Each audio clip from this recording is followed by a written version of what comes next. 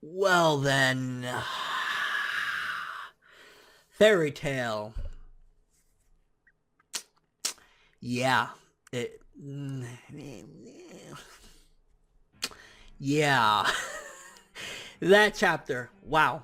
So Erza, this bitch is Superman now. We got fucking Superman and fucking Fairy Tale, so she can not only, with pretty much majority of her bones, she took a swipe in the last chapter, and all she had was the bones in her right arm that were functioning. She was able to launch herself up, fucking take out a meteor, a giant fucking meteor, take it out, and then have enough strength to drop back down and slash a dragon using the enchanted spell that Wendy put on the sword. The amount of bullshit the amount of bullshit about that whole segment, and I'm gonna be fair about this chapter because I didn't think the complete chapter was garbage. A big chunk of it was garbage. The shit that I was just talking about right now, that's flat out garbage, nonsensical bullshit. I did like other stuff at the end of the chapter, and we'll talk about that in a second, but look at the logic of that, of how nonsensical it is. For starters, let's talk about what they had to do to fight the dragons when the dragons showed up back in the, the time arc or whatever the fuck it was called, the arc right after the Grand Magic Games.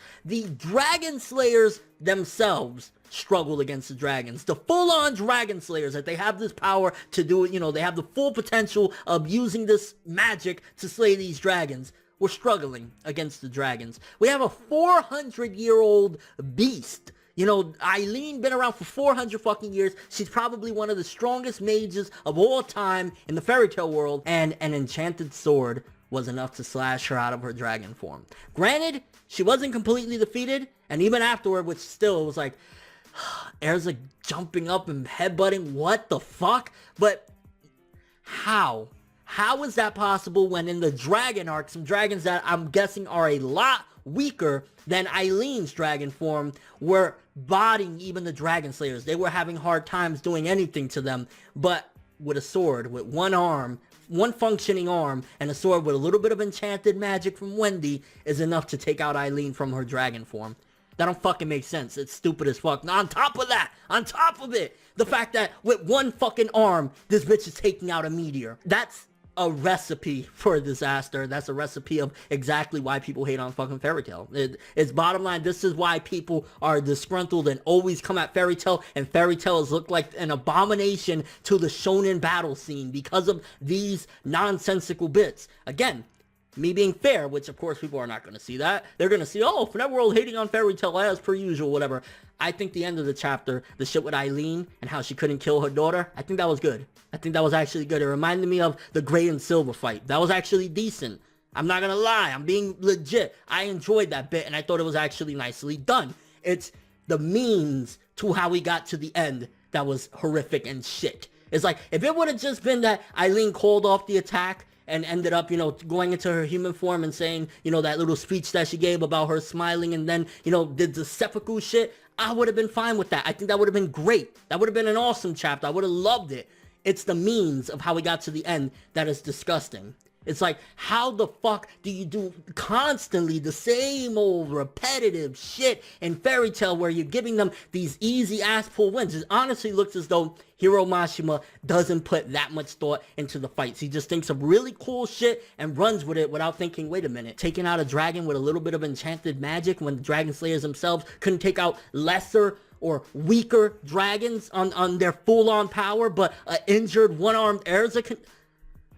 Now again, to be fair, she didn't completely kill her. She didn't completely, abolish her or destroy her with that sword or whatever. She was still standing. And even afterward, even though Erza's still getting up yet a fucking again and headbutting the bitch, she was still standing. She still had the win, basically. Eileen won in the end, technically, because Erza couldn't do nothing. Wendy couldn't do nothing. She could have stabbed her right there. But that's where the good part came in. That's where I was like, okay, the ending of it was actually decent. It's everything leading up until that end that was horseshit. That was dog fucking horse manure, cow manure. I'm like, why? Why? This could have been on the level of that Gray and Silver stuff. At the very least, it could have been like that because of the outcome. He had a great ending in mind, And then he just kept on, ah, yes, we do this. Ah, yes, we do that. I think Hiromashima, you know, the amount of work that he does, because, you know, he's always doing spin-offs and he had the Fairy Tail magazine and everything. He actually needs to cut down on that. I think he needs to put a little bit more time. And I don't know, you know, I'm not a mangaka. I'm not standing next to Hiromashima as he's pulling his fucking pen out or anything like that. But I think if he actually put a little bit more thought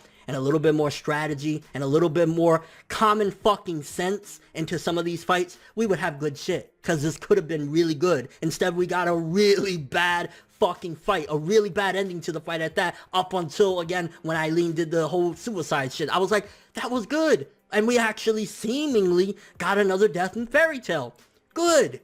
But means to an end. I guess that's Hiromashima's model, right? Like, means to an end. It can be total fucking horseshit and garbage and just nonsensical, like, what the fuck are you doing, as long as we have a good ending. Because ending, again, I'm gonna say, it's good. That's me being fair. That's me being real. That's me being honest with you guys. The ending was good. Everything leading up to it was straight up fucking trash. Let me know what you guys thought about this chapter though. How do you feel? I know I got a little bit worked up or whatever, but honestly, when you're constantly dealing with this, and again, at this point with Fairy Tail, I continue to read it and review it mainly for two reasons. One, I'm finishing this bad boy. We only got probably another year or two left, so I'm gonna finish it. Two, I do enjoy Fairy Tail from time to time. Usually the lead-ups and the build-ups to these moments are usually good, and then it's just when we get to this moment where it goes from like, yo, this could be amazing, to it's straight fucking trash. So that's the two main reasons at this point why I rock with Fairy Tail, because I do enjoy some of the plot twists. I do enjoy when we get to like Zerev's stuff and his past and finding out the backstories about a lot of these characters. That should be good, but when you get to this and it's like, why? Why can't you just do some fucking common sense in this? Use a little bit of brain power that a one-armed Erza shouldn't be able to take out a meteor, and then use a little bit of enchanted magic and take out a fucking dragon. It doesn't make sense, and it shouldn't make sense at all, because it doesn't, period. It's like, woo, yeah, this is a rant.